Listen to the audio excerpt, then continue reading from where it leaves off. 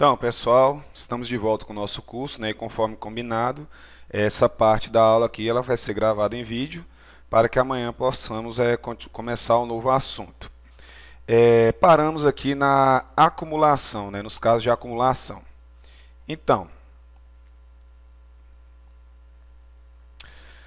artigo 135. Ressalvados os casos previstos na Constituição, é vedada a acumulação remunerada de cargos públicos. Essa vedação de acumulação de cargos públicos, ela vem da norma lá do artigo 37, inciso 16, né, da nossa Constituição Federal de 88. A proibição de acumular cargo estende-se a empregos e funções e abrange autarquias, fundações públicas, empresas públicas, sociedade de economia mista, suas subsidiárias, as sociedades controladas direto e indiretamente pelo poder público. Então, vai entrar aí tanto as pessoas da administração direta quanto as pessoas da administração indireta. A acumulação de cargos, ainda que lícita, é condicionada à comprovação da compatibilidade de horários. Então, mesmo podendo acumular, né, licitamente aqui, eu tenho que comprovar a compatibilidade de horários. Continuando.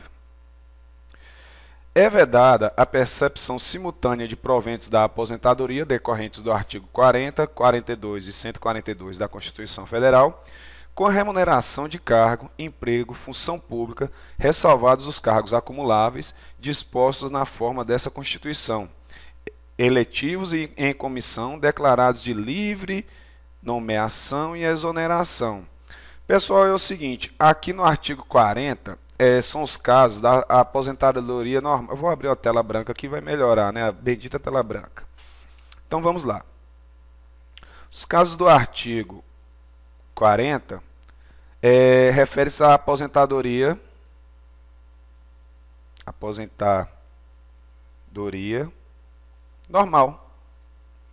normal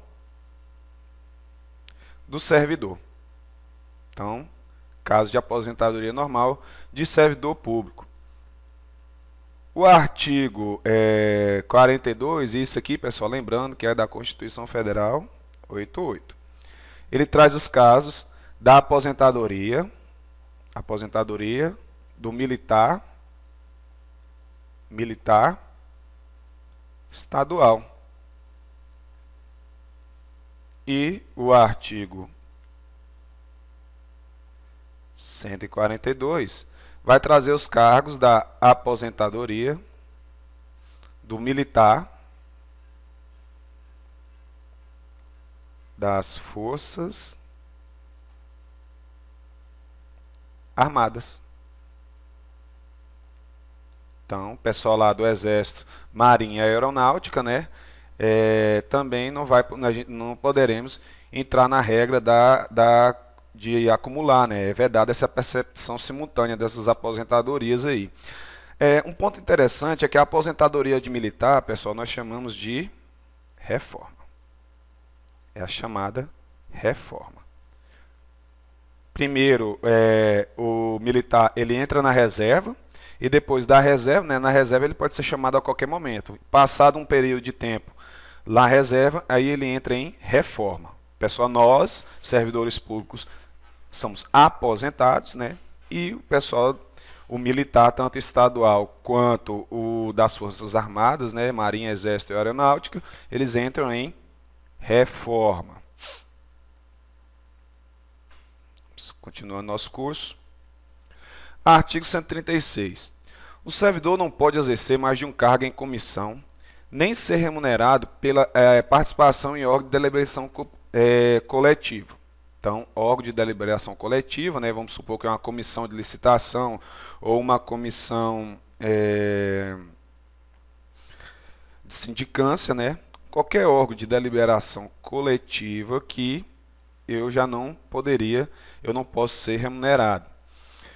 Quanto a essa questão aqui, pessoal, que não pode exercer mais de um cargo em comissão, nós temos que lembrar aquelas hipóteses que ele assume o cargo de modo interino, né? Então, o interino, ele vai poder acumular os dois cargos, o cargo de comissão dele e o cargo de comissão do chefe que saiu. Exemplo, quando sai um secretário de Estado e o subsecretário assume interinamente o seu posto. Então, ele tem o seu cargo de sub e o cargo de secretário interino. Então, essa é a única hipótese que pode acontecer. Outro motivo também de não acontecer a acumulação aqui de dois cargos em comissão, que você sabe, o cargo em comissão ele é de dedicação exclusiva. Então, você não pode se dedicar exclusivamente a dois cargos. Complicado. Então, a ideia é essa, ou de não poder acumular mais um cargo em comissão também é pela questão da dedicação exclusiva. Então, dedicação exclusiva não permite você se dedicar exclusivamente a mais de um cargo. O disposto nesse artigo não se aplica à remuneração devida pela participação de conselho fiscal, administração e fiscal das empresas públicas e sociedades de economia mista nas suas subsidiárias e controladas, bem como quaisquer entidades que o Estado, direto ou indiretamente, detém a participação no capital social, observado o que a respeito dispuser legislação específica. Então, no caso do servidor participar desse tipo de conselho, que é o conselho de empresas lá, conselho fiscal de empresas, né, sociedades, enfim, aí ele pode estar recebendo remuneração. Continuando. O servidor que estiver licenciado ou afastado das suas atribuições do cargo efetivo não pode ser investido em outro cargo ou emprego, salvo se acumuláveis. É o que nós já comentamos aqui, né? Aumentando a regra da não cumulatividade.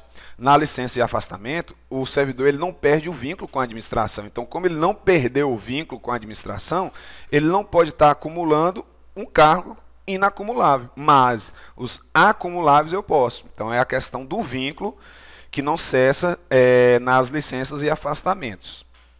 Então, questão do vínculo. Então, nesses dois aqui, ó, lembrando que nesses dois, o que é que não perde o vínculo. O vínculo. Não perde o vínculo. Mantém o vínculo com a administração. Continuando.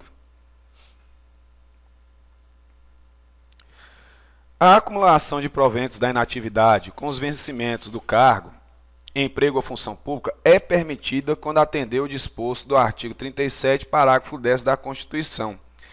Esse parágrafo 10º da Constituição, gente, é a cópia do artigo anterior que nós vimos, aquele que é vedada a percepção simultânea de provento das aposentadorias. Então, aposentadorias normais, as dos militares. Então, as aposentadorias normais e as dos militares, tanto estaduais quanto da União, isso aí eu não posso. Então, eu não vou estar podendo, a acumulação de proventos de inatividade com os vencimentos, empregos ou função pública é permitida quando atender ao disposto. Então, se não cair nenhuma daquelas regras, aí eu posso. Não cair nenhuma daquelas regras, aí eu poderei estar acumulando proventos de inatividade.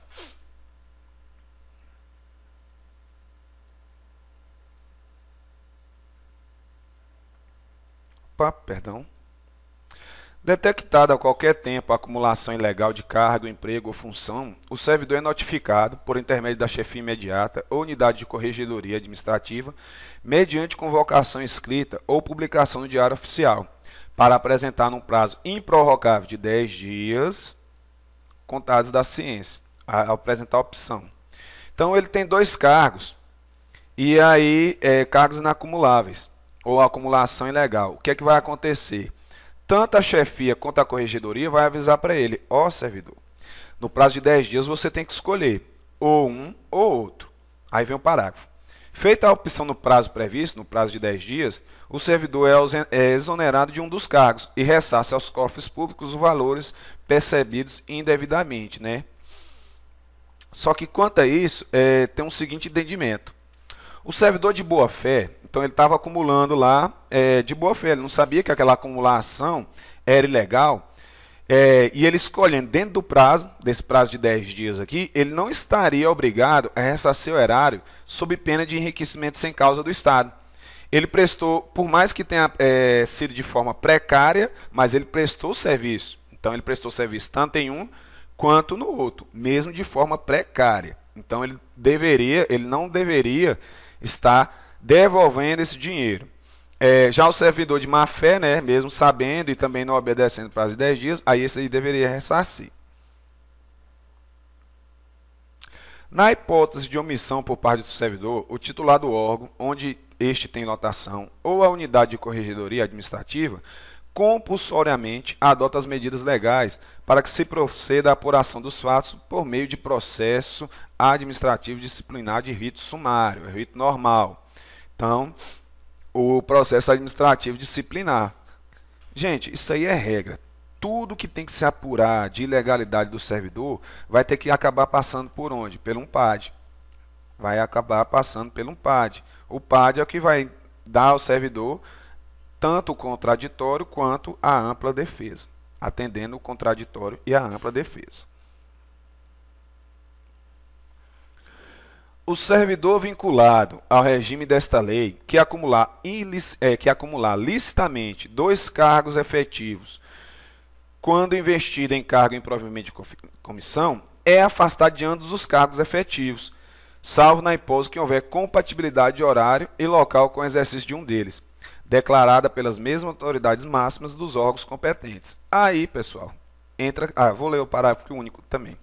O afastamento do cargo efetivo, cuja carga horária seja incompatível com o exercício em comissão, ocorre sem remuneração. Então, pessoal, a ideia é o seguinte: o servidor, ele está lotado em 2 cargos, no cargo A, cargo B. Isso aqui numa acumulação que lícita.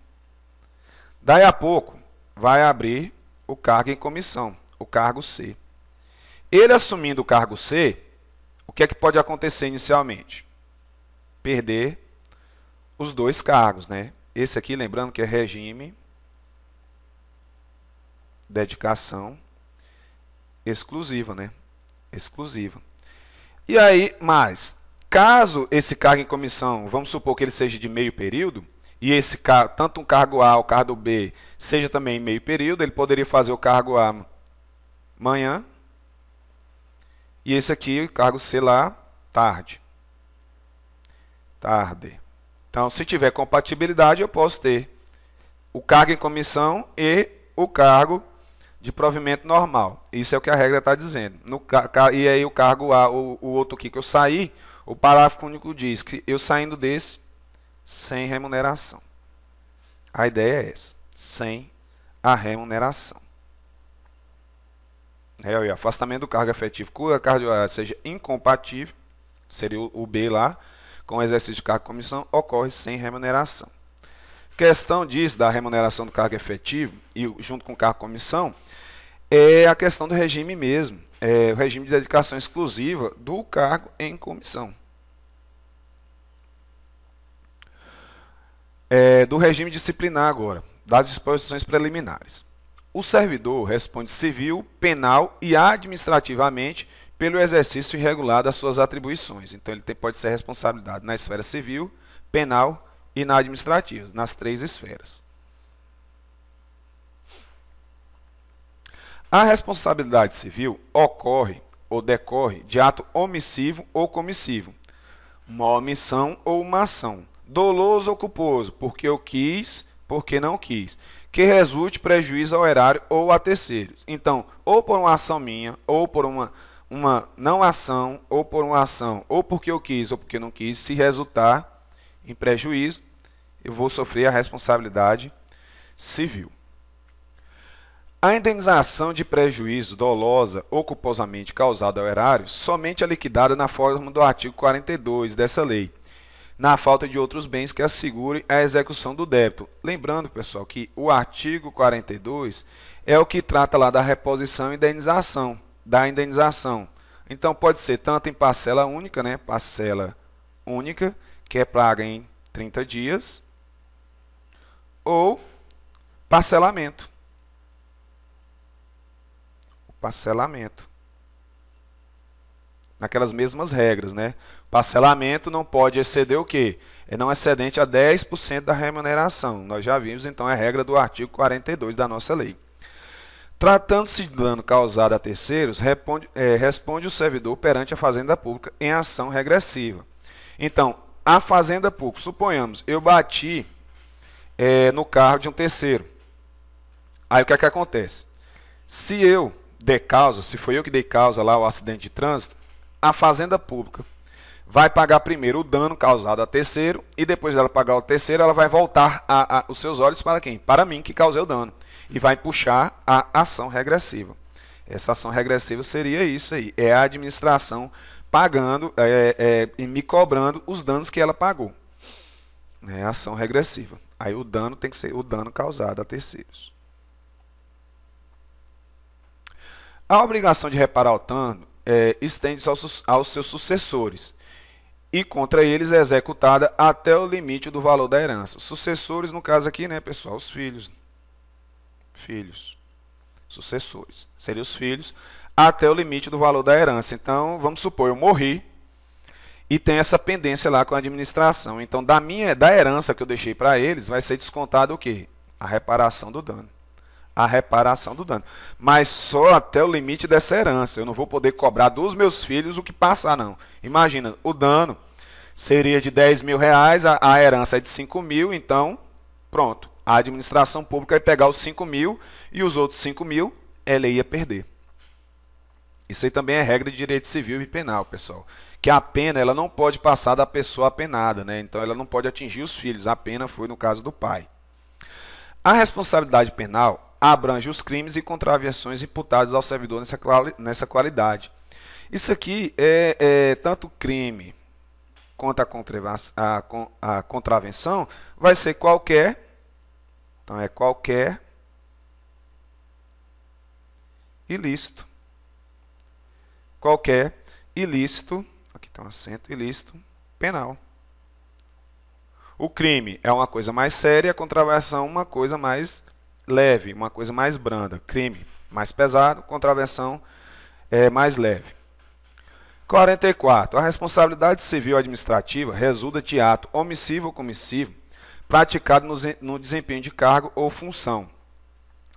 Isso aqui, pessoal, o 144, ele está falando de causa de descumprimento, tanto lá das disposições do artigo 133, quanto do artigo 134. Lembrando que o 133 lá são os deveres, né? Os deveres, o dever funcional, então dever de ser bonzinho e tudo mais.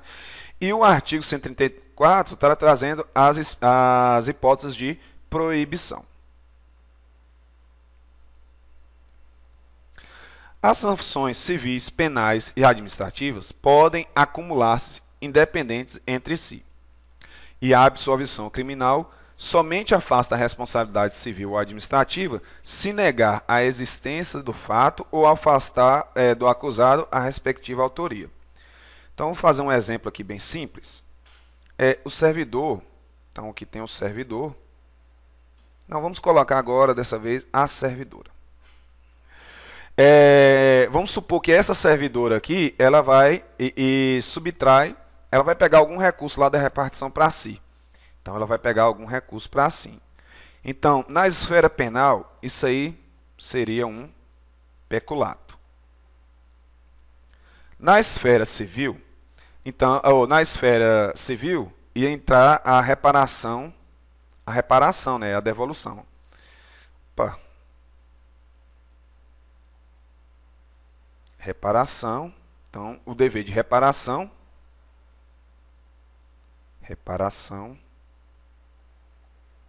do dano, né, no caso, o objeto que ela subtraiu, né, isso aqui é a esfera, então, aqui eu vou colocar aqui penal, esfera penal, essa aqui é a civil. E, por fim, pessoal, ela ia entrar também na questão lá do artigo 134, ou inciso 9, ou I também, pode ser, né, juntando os dois, inciso 16.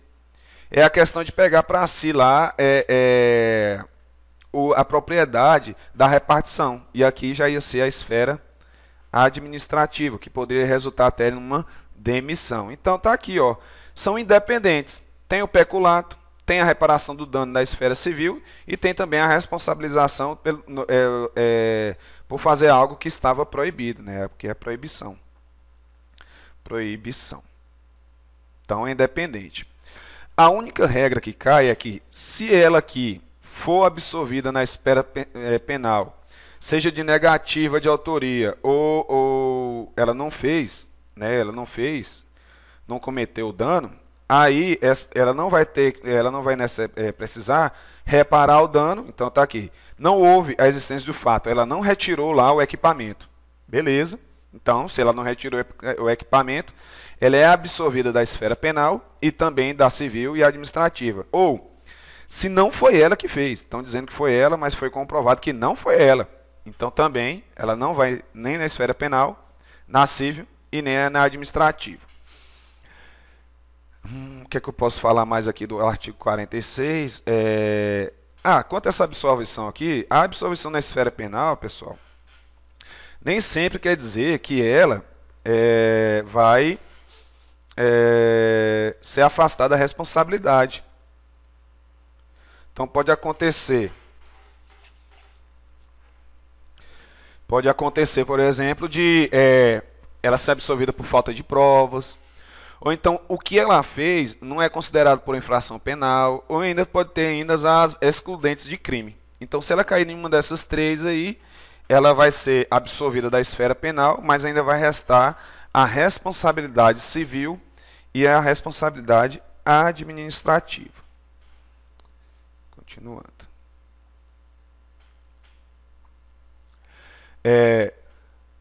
Do ajustamento de conduta. Pode ser elaborado um termo de compromisso de ajuste de conduta quando a infração administrativa disciplinar, no seu conjunto, apontar ausência de efetiva lesividade ao erário, ao serviço ou aos princípios que regem a administração pública.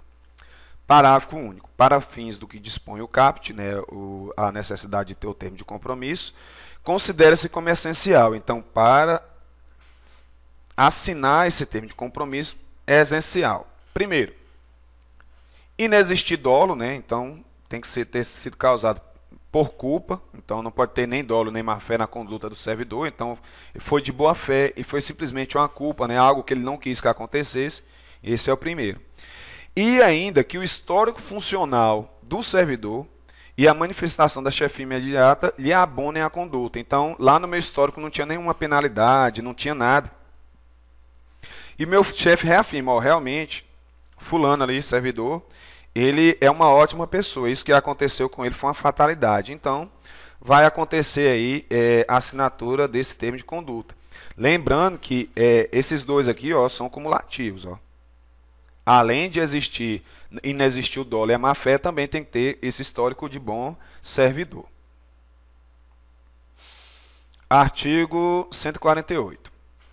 Como medida disciplinar alternativa de procedimento disciplinar e de punição, o ajustamento de conduta visa a reeducação do servidor e este, ao firmar o termo de compromisso de ajuste de conduta, espontaneamente deve estar ciente dos deveres e das proibições, comprometendo-se doravante em observá-los no seu exercício funcional. Né? O ajuste de conduta pode ser formalizado antes ou durante o processo disciplinar. Então, você viu que não necessariamente precisa ter um processo disciplinar. Verificada ali a falta, o servidor, junto com o chefe, enfim, vai lá e vai fazer esse termo de ajuste de conduta. Quando presentes, objetivamente, os indicativos apontados no 142. Inexistir o dolo ou má-fé e também que o histórico do servidor seja ok. Né? Caso esteja, e pode ser recomendado caso esteja concluída a fase instrututória. Então, a fase de instrução ainda do processo, né? Ainda não foi a fase de julgamento, estamos na fase ainda de instrução. A fase de instrução do processo aqui é a fase onde nós estamos levantando as provas, ouvindo testemunhas. Então, nessa fase aí já posso fazer o ajuste de termo de conduta. Artigo 150. O compromisso firmado pelo servidor perante a comissão permanente ou especial deve ser aqui, obrigado acompanhado por advogado ou defensor ad hoc, né? Ad hoc aqui. E sua homologação cabe ao corregedor geral, administrativo ou geral, ou a autoridade máxima da unidade administrativa ou entidade pública estadual na qual se efetivou. O ad hoc aqui, pessoal, é o defensor para essa finalidade, ou para isso. Quer dizer que é um defensor que é nomeado quando quando o réu não tem condições de contratar ou constituir um defensor. Então a ideia é essa, né? Então é o defensor. Então ele não tem um advogado, a administração pode chamar outro advogado ali que vai ser esse defensor ad hoc aqui. É um advogado de última hora. Ao ser publicado, o termo de compromisso de ajuste de conduta preserva a identidade do compromissionário, aqui no caso é o servidor, né? É o compromissário. E deve ser arquivado no dossiê do servidor sem qualquer averbação que configure a penalidade. Então isso aqui é para preservar a identidade do servidor, né? Então isso aqui é privado. Privado ou a um segredo. Segredo. Então só as pessoas envolvidas lá, o chefe, a corregedoria e o servidor no assentamento lá fica tudo em siglas. Continuando ainda das penalidades. São penalidades disciplinares. A advertência, a suspensão, a demissão, a cassação da aposentadoria ou da disponibilidade. A gente viu que a disponibilidade é também remunerada proporcionalmente. A destituição de carga em provimento em comissão e a função comissionada. Então, isso aqui são penalidades. Artigo 152, parágrafo único. As penas disciplinares são aplicadas, primeiro, pelos chefes dos poderes do Estado ou por quem delegar. Então, isso aqui é a competência que eu posso delegar. No caso de demissões, destituição de cargo em comissão e as de cassação de aposentadoria e disponibilidade. Então, essas aqui mais sérias são reservadas aos chefes de poderes ou a quem eles delegarem essa competência. Então, essas mais sérias aqui, né? No caso, a do inciso 3, a do inciso 5 e a do inciso 4, né? Então, 3, 4 e 5. A 3, 4 e 5, lá do artigo anterior, do artigo 152, são reservadas ao chefe. Agora, podem acontecer as penalidades pelo secretário de Estado ou autoridade equivalente, no caso de suspensão ou também a função em confiança. Você vê a função em comissão, né, o cargo de comissão é pelo chefe, mas a função em confiança pode ser pelo secretário ou pessoal equivalente. E a terceira, pelo chefe da repartição e outras autoridades, na forma dos respectivos regimentos ou regulamento, nos casos de advertência, resultante de sindicância. Então, para o pessoal ali, sobra apenas o quê? A advertência.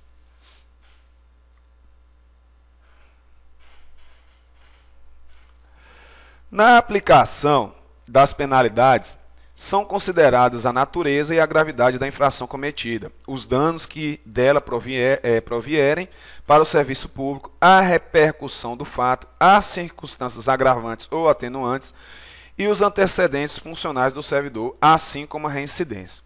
Então, pessoal, ó, tudo isso aqui são considerados. Então, a gente poderia até colocar aqui, ó, 2 pontos. Então, a natureza e a gravidade, né, da infração cometida, os danos que provierem ao serviço público. Então, tem a natureza e a gravidade, os danos, a repercussão do fato. Se isso aqui, imagina, caiu na mídia, foi uma coisa que tanto não precisa nem sair para o público externo, mas é uma repercussão ali dentro do ambiente de trabalho também, é uma repercussão do fato. As circunstâncias agravantes ou atenuantes, então tem circunstâncias agravantes e atenuantes, e também os antecedentes funcionais do servidor e ainda a reincidência. Então, se ele já cometeu, também vai ser levado em conta. Parágrafo 1º.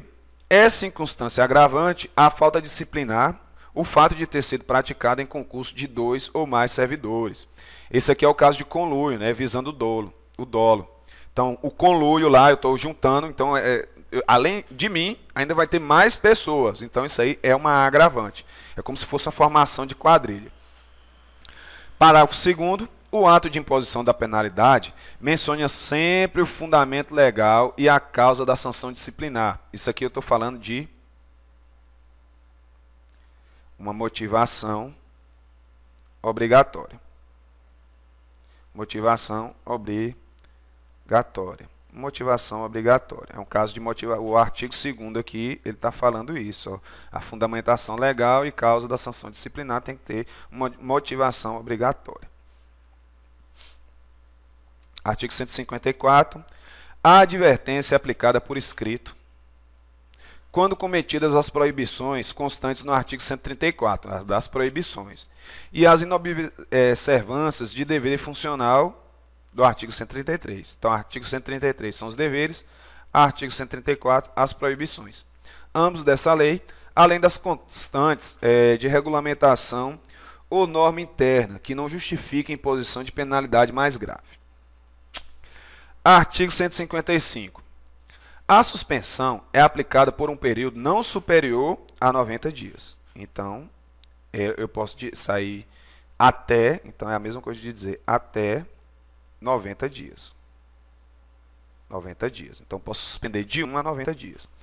Em caso de reincidência das faltas punidas com advertência e ainda em caso de violação das demais proibições que não tipifiquem infração sujeita à penalidade de demissão ou na convenção desta. Então, as penalidades lá que não geram demissão, eu posso estar transformando o quê? Em suspensão. E essa suspensão ela não pode ser superior ao quê? A 90 dias. As penalidades de advertência e suspensão têm seus registros cancelados após 3 e 5 anos de efetivo exercício, respectivamente. Então, a advertência, 3 anos. Então, 3 anos de efetivo exercício, ela some lá do meu assentamento. Suspensão, 5 anos. Então, enquanto não completar, também, ó, não é de tempo, não, é de efetivo exercício. Então, se acontecer daquelas faltas que não contam como tempo de serviço, elas também vão ser consideradas, aí, no caso, para alcançar os 5 anos de 5 ou 3 anos de efetivo exercício. O cancelamento da penalidade não surte efeitos retroativos. Então, o cancelamento dessa penalidade aqui não vai surtir efeitos retroativos. É para a questão de salários, principalmente. A demissão é aplicada nos casos. Então, os casos de demissão são casos graves. Crime contra a administração pública, abandono do cargo, inassiduidade habitual, improbidade administrativa, insubordinação grave em serviço. Então, quando isso aqui acontecer, posso estar aplicando a pena de demissão. Lembrando que para a demissão tem que ter o processo administrativo disciplinar. A demissão é aplicada nos seguintes casos. Continuando ainda. Ofensa física em serviço a servidor particular. Ó, isso aqui é partir para as vias, né? De fato. A aplicação irregular do erário público, do dinheiro aqui, ó, erário aqui, ó, é o dinheiro. Revelação de segredo do qual se apropriou em razão do seu cargo. Lesão aos cofres públicos e dilapidação do patrimônio estadual ou nacional. Corrupção ativa, passiva, isso aqui nem acontece muito. Acumulação ilegal de cargos, empregos ou funções. Então, se você acumular ilegalmente o cargo, você pode ser demitido. E é demitido dos dois, viu, pessoal? A demissão ainda é aplicada nos casos de se valer do cargo para alugar proveito pessoal ou de terceiro em detrimento da dignidade da função pública. Então, por eu ser servidor, eu lucrei proveito, né? Então, isso aí pode estar me gerando uma demissão. Participar de gerência ou administração, então entra aqueles casos das proibições, né? Aí eu lembrando que a pessoa, exceto o quê? Quando a pessoa é sócia, então sócio é sócio, né? Sócio, então é sócio, o sócio que não exerce gerência e nem administração. Atuar como procurador ou intermédio junto a repartições públicas, salvo quando se tratar de benefícios previdenciários, assistenciais de cônjuge ou companheiro e de parentes até o 2º grau. Então, essa regra aqui é aquela regra da proibição. Então, caso eu descobrir aquela proibição, eu posso estar sendo punido com demissão. A demissão aplicada nos seguintes casos ainda. Receber propina. Nossa. Comissão, presente ou vantagem de qualquer espécie. Isso aqui tem que ter cuidado com isso aqui, gente. Ó, desses presentinhos aqui que chegam na repartição. Em razão de suas atribuições. Ah, fulano, ajeita esse processo para mim aí, depois eu vou te dar um agrado. E muitas vezes o agrado, um litro de uísque, um vale compras na loja. Então, esse tipo de coisa gera demissão. Aceitar comissão, emprego ou pensão de estado estrangeiro. Aqui, ó, internacional, não posso. Praticar o usura, eu já falei, cobrar juros altos, né? Então, praticamente, pessoal, as regras das proibições que está lá no 134. Proceder de dissídia, né, preguiça, utilizar pessoal ou recursos materiais da repartição em serviços ou atividades particulares, cometer a outro servidor as atribuições estranhas do seu cargo, exceto situações de emergências ou transitórias, exercer qualquer atividade que seja incompatível com o exercício da função pública e com o horário, então, não posso também, destruir, subtrair ou queimar documentos do serviço. Isso aqui também é muito difícil de acontecer, gente. Brincadeira, acontece direto isso aqui. Isso aqui tá até em negrito aqui, que muita gente gosta, né? Chegar lá e auto-intitular-se oralmente ou por escrito como autoridade ou chefe de qualquer órgão ou entidade, sem que seja. É a pessoa sendo chefe de fato e não de direito. Chega lá, não, quem manda lá sou eu sou o chefe da repartição, então libera aí. A ideia é essa. Poderia ser até um caso aqui um caso de carteirada. Assédio moral no trabalho, eu também não posso, né? Humilhar as pessoas, enfim, constranger. Incontinência de conduta, no caso, eu não controlar a minha conduta, não posso. Parágrafo 1º. Considere-se o assédio moral no trabalho a exposição de servidor à situação humilhante e constrangedora, repetitivas e prolongadas vezes durante a jornada de trabalho e no exercício das funções por agente chefe, superior hierárquico, que atinja a autoestima. Então, é aqueles casos de fazer a pessoa chorar lá, né? Ou a autodeterminação subordinado.